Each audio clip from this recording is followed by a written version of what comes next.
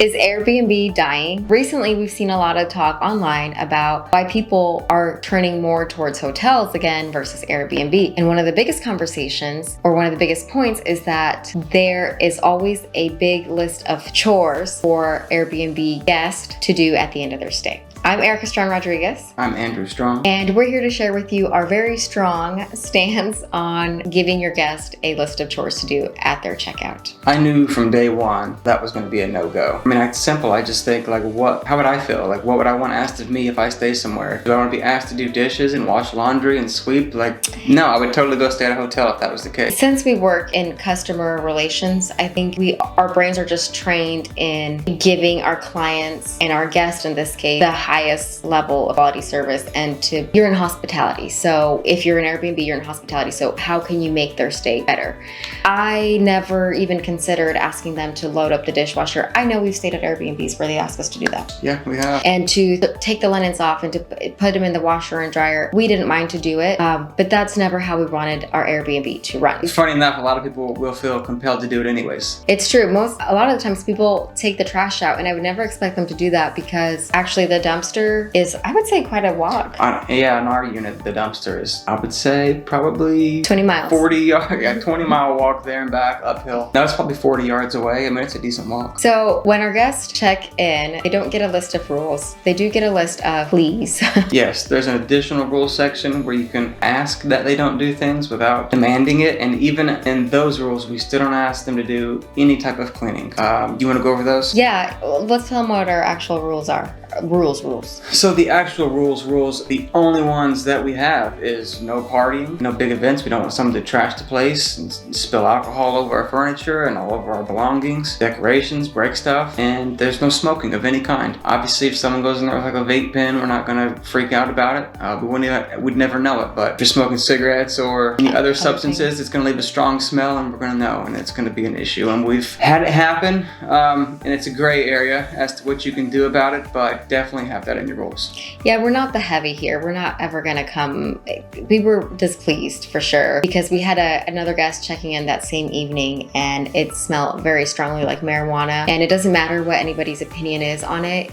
I wouldn't want to walk into my Airbnb and it smells of any kind of smoke because I'm not a smoker and I wouldn't want a lingering smell for my stay at the very beginning of my stay. So it's not about views on it. It's just about the quality of the stay that it gives the next guest. So no smoking, no parties. What other rules do we have? That's the only rules. The additional rules, the section that we ask that you do not do is like what we're asking. Yes. It's a please. Yeah, and if you did it anyways, you're fine. But hey, here's what we'd like to see. This one may seem crazy to a lot of people, but it's for cleanliness purposes. We ask that you only wear designated house shoes in the property. Obviously, that's something we'd never enforce because a lot of people always wear shoes in their home. That's how they're comfortable, and they can't imagine having to go in the house and take their shoes off. That's okay, but we ask that you don't. We like to keep our floors super clean. You know, we walk in the streets, we step in dirt, mud, public bathrooms, and everything else, so we like to not have those same shoes, walking through the house. We ask, obviously there's no smoking of any kind, that's one of the rules, and then we ask that you don't eat food outside of the designated areas, because we've had people spill condiments, ketchup on the couch, on the rugs, and it's so hard to clean out. It's a huge nuisance to deal with, really. But those are our only rules. Yeah, that's it. So it's only a please. I know that at some of the Airbnbs we've stayed at, it's like load the dishwasher, don't leave anything in the sink, make sure you put vinegar in the garbage disposal, take all your linens and put it in the washer and dryer. And I think that's like the common ones at Airbnbs. Can you think of anything? Yeah, and I think that all revolves around what we've talked about in a previous video, is that you have to have a good, reliable cleaner/cleaning situation. And I think that if you're asking your guest to do all of these things, you're trying to clean the unit yourself, and you're trying to have them do take a large part of your work out of it because maybe you legitimately need that, you don't have enough time, and you need to figure out a better situation. You don't need to have guests who are staying in your Airbnb doing your chores. The other thing with this is you're charging a cleaning fee and then you're having them do chores. And that's just what I'm gonna call them. It's like a list of chores to do. So if I'm charging a cleaning fee, which I don't think our cleaning fee is steep by any means, and that's another thing thing that there's a lot of conversation around is how crazy these cleaning fees are getting on Airbnb because the host decide their cleaning fees. Yeah. So some people, and we see it, and we've looked at Airbnbs for stays, and the cleaning fees are sometimes almost the same as the staying fee. Yeah, well, don't try and make money off the cleaning fee. Don't set your cleaning fee so high that you can pay your cleaner and get an extra 20, 30, 50, $100 off of it. My cleaning fee that I set, 100% of it goes to the cleaner. I only charge as much as I have to. I think that's pretty important too. Unless you're in our area, then by all means, if you're our competitor, charge a high cleaning fee, please. So that's another thing is if you have a cleaning fee, why are you asking them to do chores? It's my personal stance on it. If you're thinking about the service that you're offering and you're competing with a different vendor, why would you want to make yours more complicated, more work for them? You know, a lot of the times people come here, they have like some sort of family emergency going on, or they come here to see a doctor of some sort. I'm not going to expect them to remember to load the dishwasher after they've been in the hospital for 3 days. I'm just not doing that. I think more than anything, it's almost common sense.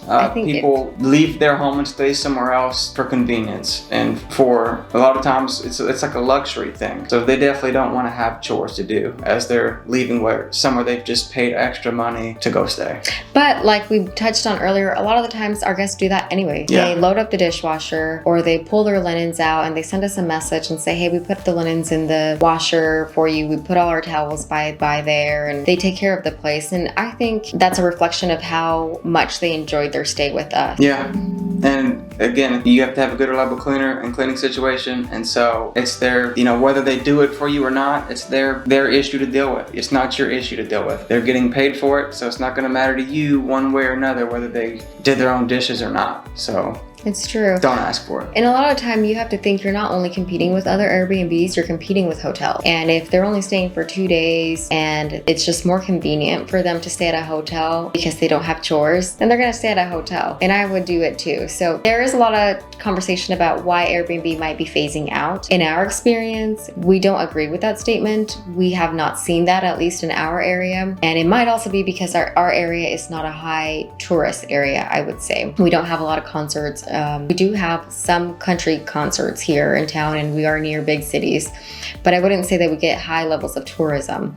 It's mostly visiting family, reunions, high school reunions, visiting kids, grandkids, work, things like that. So we do get a consistent level of bookings. We haven't seen anything die down, would you say? No, it's actually went up a lot. I was just looking here. It says searches for Airbnbs on the Airbnb app. It says have increased 156% compared to this time last year. In our area, that's crazy. Yeah. So I don't agree with that. And clearly the numbers show that at least in our area is not true. Airbnb is not dying. I do think that there is more pressure on hosts to be actually good host. And I think that's all right. I think sometimes that's needed in our business. And that can be true for anything, even in our full-time job. We saw a high level or a big influx of like new realtors during the pandemic years.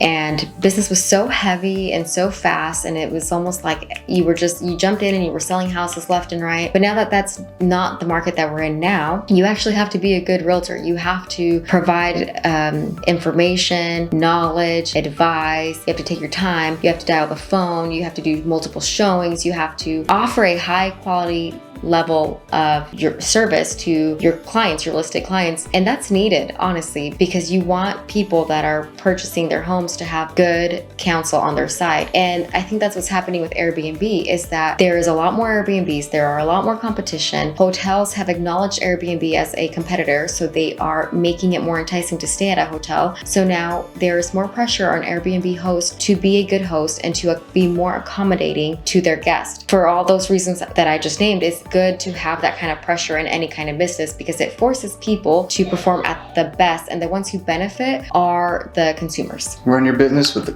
common sense, take care of people, and you'll be okay.